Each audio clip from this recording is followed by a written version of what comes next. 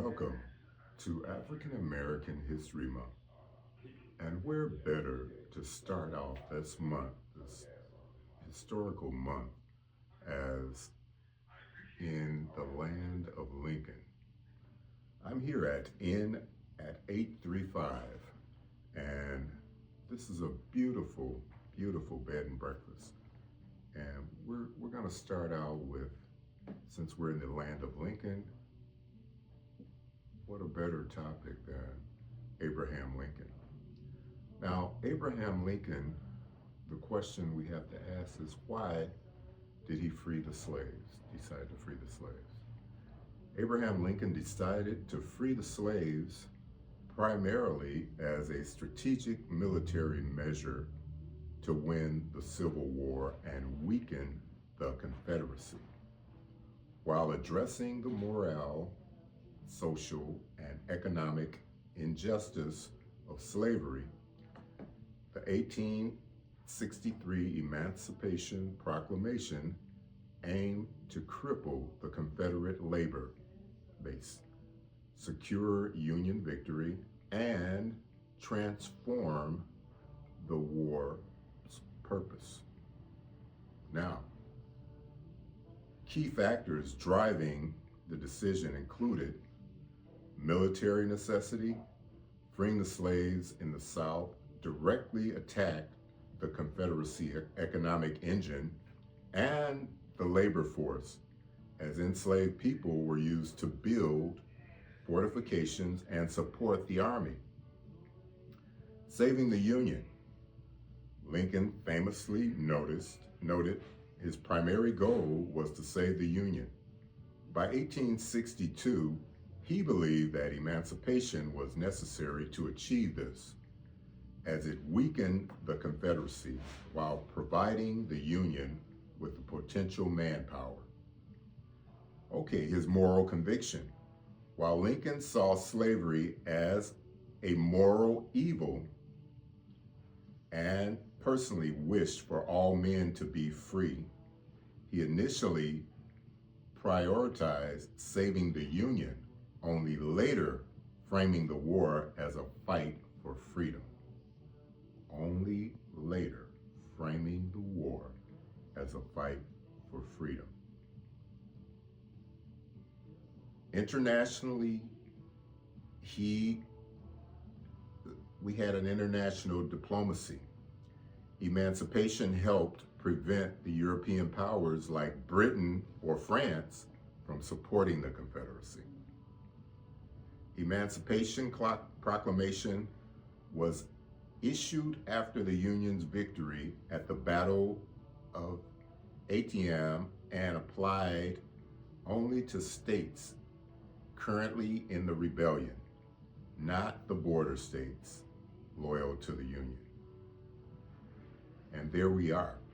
So Abraham Lincoln, he had underlying prerequisites for the war. He saw that that was going to also free the slave, which he didn't like, people being enslaved, but he had an underlying reason for this war. So God worked through Lincoln to free us. Black History Month. We're going to start out with Paul Robeson. Paul Robeson took that battle that Lincoln started, and he turned our Negro spirituals into theatrical with the power of his voice. So he turned the basic Negro spiritual into theatrics with tunes like this. Go down, Moses, way down in Egypt's land.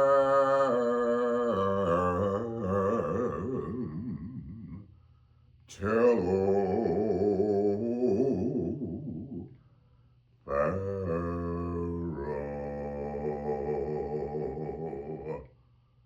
to let my people go.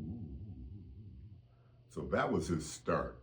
Now, moving right along, Paul Robeson was an outcast in the United States because of his battle for freedom and his battle for equality.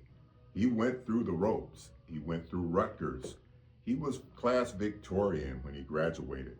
He had a law degree. He got 13 indications that he was such a powerful part of that college. So he lettered 13 times. Now, with that being said, Paul Robeson went on to do Othello. He also did one that everybody's jaw-dropping performance was this one in Showboat. This was written by Rodgers and Hammerstein just for Paul Robeson. And it went a little something like this. There's an old man called the Mississippi. That's the old man that I'd like to be. What does he care if the world's got troubles? What does he care if a land ain't free? Oh, man river, that old man river, he don't say nothing, he must know something. But oh, man river, he just keeps rolling along.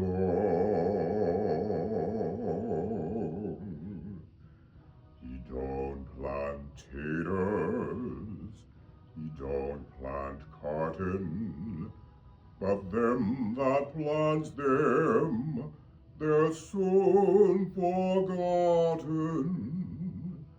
But oh, man river, he just keeps rolling along.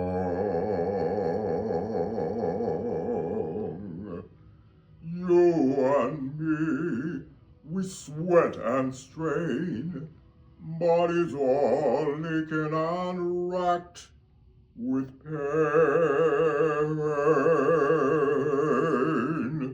Tote that barge and lift that bale. You get a little drunk and you land in jail.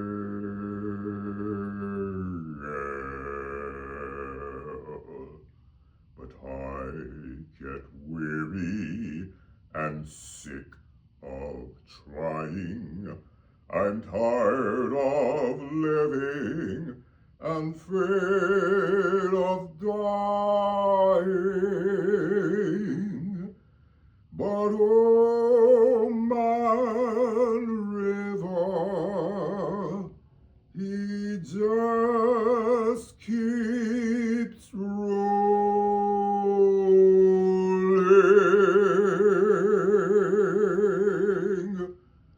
along.